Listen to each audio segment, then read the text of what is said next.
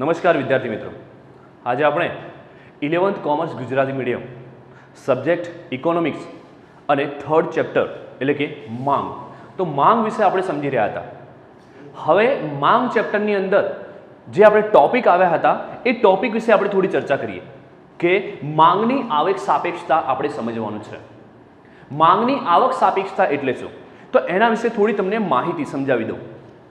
માંગની આવક સાપેક્ષતા એટલે કે આવકના આધારે માંગને માપવામાં આવે છે. જેમ કે વ્યક્તિની આવકમાં થતો ફેરફાર એટલે કે વ્યક્તિના આવકની અંદર ફેરફાર થવાના કારણે માંગમાં જે ફેરફાર થાય છે જેને માંગની આવક સાપેક્ષતા કહેવામાં આવે છે. વ્યક્તિની આવક બદલાતી રહે છે એટલે કે આવકની અંદર ફેરફાર થતો રહે છે અને આવકમાં જો ફેરફાર થવાના કારણે જો માંગમાં ફેરફાર આવે તો એને માંગની આવક સાપેક્ષતા કહેવામાં આવે છે. તો હવે આપણને એક એવો પ્રશ્ન થાય કે માંગની આવક સાપેક્ષતા આપણે માપવી હોય કે વ્યક્તિની આવકમાં કેટલો વધારો ઘટાડો થયો છે અને જેના કારણે એની સામે માંગમાં કેટલો ફેરફાર થયો છે એ માપવું હોય તો શેના આધારે માપી શકાય? તો એના માટે એક સૂત્ર આપેલું છે કે માંગની આવક સાપેક્ષતા બરાબર વસ્તુની માંગમાં થતો ટકાવારી ફેરફાર, એ ઉપર લખવાનો છે, ભાગ્યા વ્યક્તિની આવકમાં થતો ટકાવારી ફેરફાર. એટલે આપણને જે જવાબ મળે એને કહેવામાં આવે છે માંગની આવક સાપેક્ષતા. આપણે વાત કરી હતી કે માંગનો નિયમ આપણે સમજ્યા, પણ માંગના નિયમની અંદર આપણે એક બાબત ધ્યાનમાં લેવાની છે કે એટલી આપણને ખબર છે કે આવક વધે એમાં કિંમત ઉપર હતું, જ્યારે આને આપણે આવક ઉપર સમજવાનું છે કે વસ્તુની કિંમત ઘટે તો માંગ વધે અને વસ્તુની કિંમત વધે તો માંગ ઘટે, બરોબર છે. તો આ જે પ્રશ્ન છે એ ખાલી માંગના નિયમમાં આપણને સમજવા મળે છે, પણ એની અંદર કયા પરિબળ દ્વારા કેટલા ફેરફાર થયા છે, કેટલો ટકાવારી ફેરફાર થયો છે, એ ટકાવારી ફેરફાર આપણે જાણવો હોય તો એ આપણે માંગની આવક સાપેક્ષતા આપણે સમજવું પડે. તો ચલો આપણે એ સૂત્ર આપેલું છે, સૂત્ર દ્વારા ટૂંકમાં તમે કોઈ પણ એક્ઝામ્પલ આપેલું હોય તો તે એક્ઝામ્પલ દ્વારા તમે ગણી શકો છો અને માંગની આવક સાપેક્ષતા તમે શોધી શકો છો. ઓકે, ચલો હવે આપણે એ સમજવાનું છે કે માંગની આવક સાપેક્ષતાના પ્રકારો સમજવાના છે. તો એનો પહેલો પ્રકાર આવે છે હકારાત્મક એટલે કે ધન આવક સાપેક્ષ માંગ આવે છે. તો ધન આવક સાપેક્ષ માંગ કોને કહેવાય? તો એની અંદર એટલું યાદ રાખજો કે વ્યક્તિની આવક વધે તો માંગ પણ વધે. હકારાત્મક છે આ ખ્યાલ. વ્યક્તિની આવક વધે તો માંગ પણ વધે, વ્યક્તિની આવક ઘટે તો માંગ પણ ઘટે. એટલે વધે તો વધે અને ઘટે તો ઘટે, એટલે બંને જોડે જોડે હકારાત્મક કહેવામાં આવે છે, બરોબર છે. એની અંદર પણ ટૂંકમાં બીજા 3 પ્રકાર પડે છે, એ 3 પ્રકાર આપણે સમજવાના છે, બરોબર છે. તો ચલો એની અંદર પહેલો પ્રકાર આપણે સમજીશું હકારાત્મકની અંદર કે એકમ આવક સાપેક્ષ માંગ. તો એકમ આવક સાપેક્ષ માંગમાં કેવું હોય છે કે વ્યક્તિની આવકમાં જેટલો ફેરફાર થાય છે, વ્યક્તિની આવકમાં થતો ફેરફાર પ્લસ વસ્તુની માંગમાં થતો ફેરફાર, આ બંનેનો ફેરફાર સમાન હોય, એક સમાન હોય, બરોબર છે. તો એને કહેવામાં આવે છે એકમ આવક સાપેક્ષ માંગ કહેવામાં આવે છે કે બંનેનો ફેરફાર સરખો હોવો જોઈએ. તો સરખો જો એનો માપ હોય તો બરોબર, તો એને એકમ આવક સાપેક્ષ માંગ કહેવામાં આવે છે. એના પછી બીજો પ્રકાર એનો છે કે એકમથી વધુ આવક સાપેક્ષ માંગ કહેવામાં આવે છે. તો એની અંદર શું હોય છે કે આવકમાં થતો ફેરફાર અને માંગમાં થતો ફેરફાર, બરોબર છે. એટલે આવકનો ફેરફાર ઓછો હોય છે જ્યારે માંગનો ફેરફાર વધુ હોય છે. જેમ કે આપણે વાત કરીએ કે XYZ પ્રકારની ચીજ વસ્તુ હોય, બરોબર છે, તો આપણે આવક સામે જોઈએ કે વ્યક્તિની આવકની અંદર ટૂંકમાં XY જેટલો ટૂંકમાં ફેરફાર થયો હોય, બરોબર છે, એ ફેરફાર કદાચ ઓછો હોય અને એનાથી માંગમાં ફેરફાર વધુ થાય છે. તો બંને વચ્ચેનો જે ફેરફાર છે એ ફેરફાર માંગનો ફેરફાર વધુ હોય તો એકમથી વધુ આવક સાપેક્ષ માંગ એને કહેવામાં આવે છે. એના પછી ત્રીજો પ્રકાર એમાં આવે છે કે એકમથી ઓછી આવક સાપેક્ષ માંગ આવે છે. એકમથી ઓછી એટલે જે વ્યક્તિની આવકમાં ફેરફાર થાય છે, બરોબર છે, એ ફેરફાર મોટો હોય છે. વ્યક્તિની આવકનો ફેરફાર મોટો હોય છે જ્યારે માંગનો ફેરફાર ઓછો હોય છે. તો એને કહેવામાં આવે છે એકમથી ઓછી આવક સાપેક્ષ માંગ. તમારે 2 શબ્દો ધ્યાનમાં લેવાના, બરોબર છે. આપણે અત્યારે આ ચેપ્ટરમાં ટોટલી માંગ વિશે આપણે સમજી રહ્યા છીએ. તો આ જે વધુ અને ઓછી જે વાત આવે છે, બરોબર છે, તો એ તમારે શું સમજવાનું, કેમ કે આપણને આ જ્યારે તમે વાંચશો ત્યારે તમને બહુ ડિફિકલ્ટ રહેશે, બરોબર છે, કે યાદ નહીં રહે એવા પ્રશ્નો આપણને બનશે. પણ આ તમારે યાદ રાખવાની એક ટ્રીક છે. જેમ કે વધુ, તો વધુ શું છે? માંગ છે. વધુ એ માંગ જ હોય, બરોબર છે. આપણે માંગ વિશે સમજી રહ્યા છીએ ચેપ્ટરમાં. એટલે એકમથી વધુ આવક સાપેક્ષ માંગ હોય તો તમારે શું યાદ રાખવાનું કે માંગનો ફેરફાર મોટો હોય અને એની સામે આવકનો ફેરફાર ઓછો હોય, બસ સિમ્પલ, બરોબર. એટલું જ યાદ રાખવાનું. એના પછી બીજું આવે શું, ઓછી આવે છે, બરોબર છે. તો વ્યક્તિની આવકનો ફેરફાર અને માંગનો ફેરફાર એટલે માંગનો ફેરફાર ઓછો હોય છે, વ્યક્તિનો આવકનો ફેરફાર મોટો હોય છે, બરોબર, એટલે કે વધુ હોય છે. તો આપણે જોઈ શકીએ છીએ. તો આ બંને શબ્દો તમે યાદ રાખશો જેથી કરીને બી અને સી તમને યાદ રહી જશે, બરોબર છે. અને એ તો તમને યાદ રહી જ જશે કે એકમ આવક સાપેક્ષ માંગ કે વ્યક્તિની આવકમાં થતો ફેરફાર અને માંગમાં થતો ફેરફાર બંને સરખો હોય છે, એટલે કે સમાન હોય છે, બરોબર છે. એટલે એમાં કોઈ પ્રશ્ન આપણને ઊભો થતો નથી. તો આને કહેવામાં આવે છે હકારાત્મક આવક સાપેક્ષ માંગ કહેવામાં આવે છે. તો આવક સાપેક્ષ માંગ આપણે માપવી હોય, આપણને એક્ઝામ્પલ એટલે કે જેમ જેમ સ્ટેપ વાઇઝ આપણે ટૂંકમાં આગળ જઈએ અત્યારે આપણે ટોટલી થિયરી સમજીએ છીએ, પણ જ્યારે ટૂંકમાં આની ગાણિતિક પ્રક્રિયા આપણે કરવી પડે આના ઉપર, બરોબર, ત્યારે ટૂંકમાં તમારે એક્ઝામ્પલ આવે અને એક્ઝામ્પલનો ઉપયોગ ટૂંકમાં આપણે સૂત્ર દ્વારા કરીને એની ગણતરી આપણે કરવાની રહેશે કે આવકમાં ફેરફાર થવાથી માંગમાં કેટલો ફેરફાર થયો છે અને એના ઉપરથી આપણે નક્કી કરવાનું છે કે કેટલો ફેરફાર થયો છે તે. ઓકે, તો આપણે પહેલો પ્રકાર ફિનિશ કર્યો, હકારાત્મક આવક સાપેક્ષ માંગ. હવે તમારે સમજવાનું એ છે બીજો પ્રકાર કે નકારાત્મક એટલે કે ઋણ આવક સાપેક્ષ માંગ આપણે સમજવાનો છે. નકારાત્મક આવક સાપેક્ષ માંગ કેવો હોય તો એની અંદર સાવ ઉલટું હોય છે.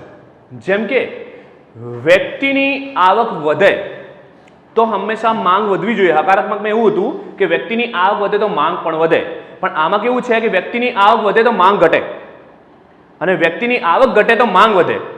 એકદમ ઓપોઝિટ છે બંને, બરોબર છે. તો બંને એકબીજાના વિરુદ્ધમાં હોય કે વ્યક્તિની આવક વધવાથી માંગ ઘટતી હોય અને વ્યક્તિની આવક ઓછી થવાથી માંગ વધે, તો તમારે સમજી લેવાનું કે એ નકારાત્મક એટલે કે ઋણ આવક સાપેક્ષ માંગ છે. તો એની અંદર આપણે જોઈશું, બરોબર છે, કે આવક વધે તો માંગ ઘટે છે, આવક વધે તો માંગ ઘટે છે અને આવક વધે તો માંગ ઘટે છે, બરોબર. બંને વિરુદ્ધમાં તમારે કરી દેવાનું એટલે તમને ખબર પડી જશે. ઓકે, હવે આવો પ્રશ્ન જે છે, બરોબર છે, કે આવું તમને ક્યાં જોવા મળશે તો હલકા પ્રકારની ચીજવસ્તુઓ હોય તો હલકા પ્રકારની ચીજવસ્તુઓ ઉપર આ પ્રકારનો નકારાત્મક આવક સાપેક્ષ માંગ આપણને મળતો હોય છે. જે કહી શકાય કે હલકા પ્રકારની વસ્તુઓ કઈ તો હલકા પ્રકારની ચીજવસ્તુઓ જેમ કે આપણે કહીએ છીએ ઘઉં છે, અનાજમાં ઘઉં કહેવાય, તો એની સામે ટૂંકમાં હલકા પ્રકારની વસ્તુ એટલે જુવાર. જેમ કે શુદ્ધ ઘી છે તો એના પર એની સામે ટૂંકમાં હલકા પ્રકારની વસ્તુ એટલે કે વનસ્પતિ ઘી. તો હલકા પ્રકારની વસ્તુઓ ઉપર આ પ્રકારનો નિયમ લાગતો હોય છે. તો આ જે હલકા પ્રકારની ચીજવસ્તુઓ છે એ ખ્યાલ કોને સમજાવ્યો તો સર રોબર્ટ ગિફન એમને આ ખ્યાલ સમજાવ્યો હતો કે માંગનો જે નિયમ છે એ હલકા પ્રકારની વસ્તુઓ ઉપર લાગતો નથી. એટલે કે હલકા પ્રકારની વસ્તુઓને આપણે ગિફન વસ્તુ તરીકે પણ ત્યારથી ઓળખીએ છીએ, બરોબર છે. સર રોબર્ટ ગિફને આ ખ્યાલ આપે છે એટલા માટે એ વસ્તુઓને ગિફન વસ્તુ પણ કહેવામાં આવે છે. તો હલકા પ્રકારની વસ્તુઓ ઉપર આ નિયમ લાગશે. એના પછી આપણે જોવાનું છે શૂન્ય આવક સાપેક્ષ માંગ આવે છે. તો શૂન્ય આવક સાપેક્ષ માંગ કોને કહેવાય તો એની અંદર કેવું છે કે વ્યક્તિની આવક વધે કે વ્યક્તિની આવક ઘટે, બરોબર છે, પણ માંગમાં કોઈ ફેરફાર થતો નથી, બરોબર છે. માંગ જે છે એની એ જ માંગ રહે છે. તો આવી કઈ વસ્તુઓ હોય છે કે જેના ઉપર શૂન્ય આવક સાપેક્ષ માંગ લાગતી હોય છે તો દેખો યાદ કરીએ આપણે કે જે અત્યંત સસ્તી વસ્તુઓ હોય, જેમ કે આપણે વાત કરી ન્યૂઝપેપર જે સસ્તી વસ્તુ કહેવાય, સ્ટેપલરની પિન છે, ટાંકણી છે, તો આ વગેરે વગેરે બધી વસ્તુ કહેવામાં આવે છે અત્યંત સસ્તી વસ્તુઓ છે. હવે આ વસ્તુનું આપણે એક્ઝામ્પલ લઈએ. ચલો વ્યક્તિની આવક વધી જાય એટલે શું આપણે સ્ટેપલરની પિનની ટૂંકમાં ખરીદી એટલે કે એની માંગ આપણે વધારી જતા હોઈએ છીએ તો ના, આવક આપણી ગમે તેટલી વધે ગમે તેટલી ઘટે એ જેટલી જરૂરિયાત હોય એટલી જ પિન આપણે લાવતા હોઈએ છીએ. એ અત્યંત સસ્તી વસ્તુઓ ઉપર આ માંગનો નિયમ લાગુ પડતો નથી. એટલા માટે કહી શકાય છે કે શૂન્ય આવક સાપેક્ષ માંગ અત્યંત સસ્તી વસ્તુઓ ઉપર લાગે છે કે વ્યક્તિની આવક વધે કે ઘટે પણ એની માંગમાં કોઈ ફેરફાર જોવા મળતો, એની માંગમાં કોઈ વધારો ઘટાડો જોવા મળતો નથી. એ અત્યંત સસ્તી વસ્તુ કહેવાય જેને આપણે કહીશું શૂન્ય આવક સાપેક્ષ માંગ. ઓકે, હવે આપણે એના પછીનો ટોપિક આપણે સમજવાનો છે કે માંગની પ્રતિમૂલ્ય સાપેક્ષતા. આપણે માંગના નિયમની અંદર આપણે હમણાં વાત કરી હતી તેવી જ રીતે કે આપણે બે પ્રકારની ચીજવસ્તુઓ તમારે સમજવાની છે. એક તો છે અવેજી વસ્તુ અને બીજી છે પૂરક વસ્તુ. અવેજી વસ્તુ કોને કહેવાય તો એક વસ્તુના બદલામાં એક વસ્તુનો આપણે વપરાશ કરી રહ્યા છીએ અને એ વસ્તુના બદલામાં બીજી વસ્તુનો એની જગ્યાએ વપરાશ કરી શકાય તો એને કહેવાય અવેજી વસ્તુ. જેમ કે બે અલગ અલગ કંપનીના બાઇક, બે અલગ અલગ કંપનીના ફોન કે એકની જગ્યાએ બીજી વસ્તુનો વપરાશ કરી શકાય, બરોબર છે, તો અવેજી વસ્તુ કહેવાય. બીજું આપણે એની અંદર જોવાનું છે પૂરક વસ્તુ કોને કહેવાય કે જ્યારે જે તે વસ્તુનો આપણે વપરાશ કરવો હોય ત્યારે બીજી જે તે વસ્તુનો વપરાશ એની સાથે કરવો જ પડે. જે તે વસ્તુનો આપણે વપરાશ કરવો હોય ત્યારે બીજી જે તે વસ્તુનો વપરાશ એની સાથે કરવો જ પડે એને પૂરક વસ્તુ કહેવાય. જેમ કે આપણી જોડે બાઇક છે તો એની પૂરક વસ્તુ કહેવાય પેટ્રોલ. બાઇક હોય તો પેટ્રોલ ટૂંકમાં એની જરૂરિયાત આપણી રહેશે જ, બરોબર છે, બંનેનો વપરાશ કરવો પડશે. ચશ્મા છે એટલે ચશ્માની ફ્રેમ છે તો એની જોડે ટૂંકમાં કાચનો ઉપયોગ આપણે કરવો જ પડશે. આ શું છે? બધી પૂરક વસ્તુઓ છે.